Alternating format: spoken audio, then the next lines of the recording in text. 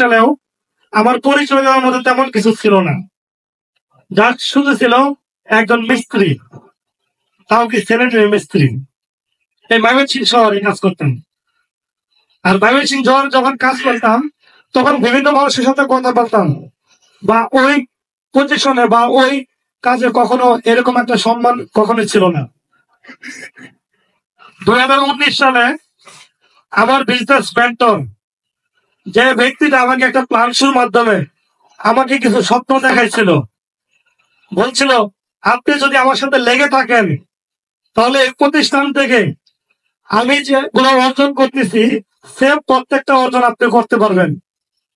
আমি যা শুধু বিশ্বাস করছিলাম যে আমার কেরিয়ারটা চেঞ্জ করা দরকার। এই ব্যক্তিটার হাত আমি ধরছিলাম। আজকে সেই হাতটা ধরার কারণে আমি 19 সালের আগ পর্যন্ত অনেকবার ট্রাই করছি। কক্সবাজার আমি খালি নাম শুনতাম, কিন্তু কখনো যাওয়া হয় নাই। আজকে উনি আমাকে স্বপ্ন দেখাইছিল, আপনি কাজটা স্টার্ট করেন, শুরু করেন, আপনি কক্সবাজার যাইতে পারবেন। আমি বিশ্বাস করছিলাম। বিশ্বাস করে এখান থেকে এখন পর্যন্ত একবার কক্সবাজার গেছি। এখন শুধু একবার কক্সবাজার যাই নাই, তার মানে 4 বার বিমানে গেছি। আমাদের টোটাল পরিবারের মধ্যে সর্বপ্রথম আমি বিমানে ভ্রমণ করছি। যখন বিমানে ওঠার সময় আমার আম্মাকে আমি ভিডিও কল দিচ্ছিলাম। আমার আম্মা বলতেছে, বাবা তুমি অনেক শক্ত করে ধরে রাখো, না তুমি পড়ে নিতে পারো। আমি বলছিলাম, আম্মা পড়ার কোনো ব্যবস্থা নাই, তারপরেও তুমি ধরে রাখো। তার মানে আমাদের পরিবারে বিমান সম্পর্কে কারো কোনো আইডিয়া ছিল না। আজকে ওই পরিবার থেকে আইসা আমি কক্সবাজার গেছি। বসে আমাকে স্বপ্ন দেখাইছিল, ভাই শুধু কক্সবাজার না, আপনি দেশের বাইরেও ঘুরতে পারবেন। আমি বিশ্বাস করছিলাম, এবং সেই বিশ্বাস করার কারণে আমি বসের সাথে চায়না থেকে একে ঘুরে আসছি। এখন আমি আমার এলাকাতে যে জায়গায় যাই না কেন, প্রত্যেকটা ব্যক্তি বলে তুমি যে চায়না ভ্রমণ করছো, ওই দেশটা কেমন বা ওইখানকার মানুষ কেমন। এবং বসে তারপরে বলছে শুধু চায়না কেন, এর পরবর্তীতে যে প্রমোশন গুলো আসুক না কেন সেগুলো আপনাকে অ্যাচিভ করাবো ইনশাল্লাহ।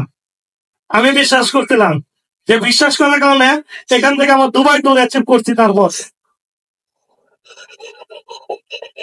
এবং দুবাই ট্যুর অ্যাচিভ করার পরে আবার কোম্পানি প্রমোশন দিল, যেখান থেকে প্রমোশন নেপাল ট্যুর, সেটাও আমি অ্যাচিভ করছি।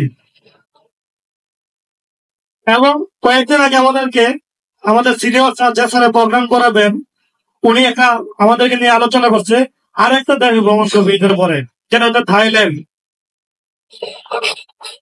তার মানে আমি আগে যে প্রফেশনে ছিলাম সেখান থেকে কি এগুলা কি অর্জন করা সম্ভব?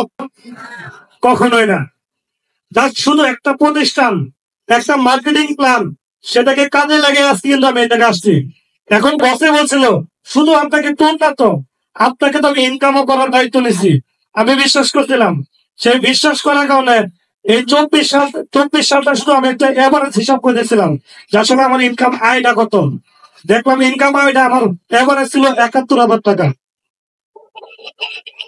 তাহলে আমি আগের প্রফেশন থাকলে কি ইনকাম করা সম্ভব? কখনোই না।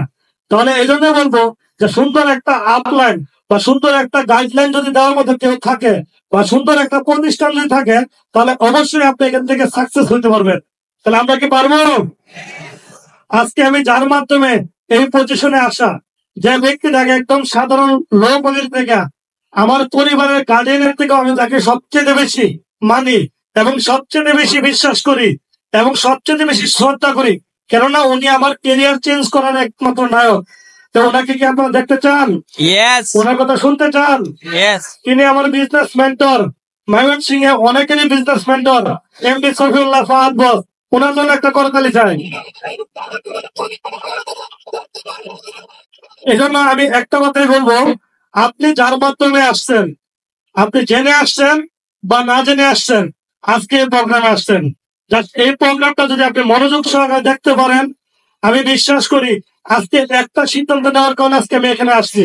সেম আপনারা প্রত্যেকটা ব্যক্তি এই সিদ্ধান্ত নিতে পারলে আপনিও এই জায়গায় আসতে পারবেন।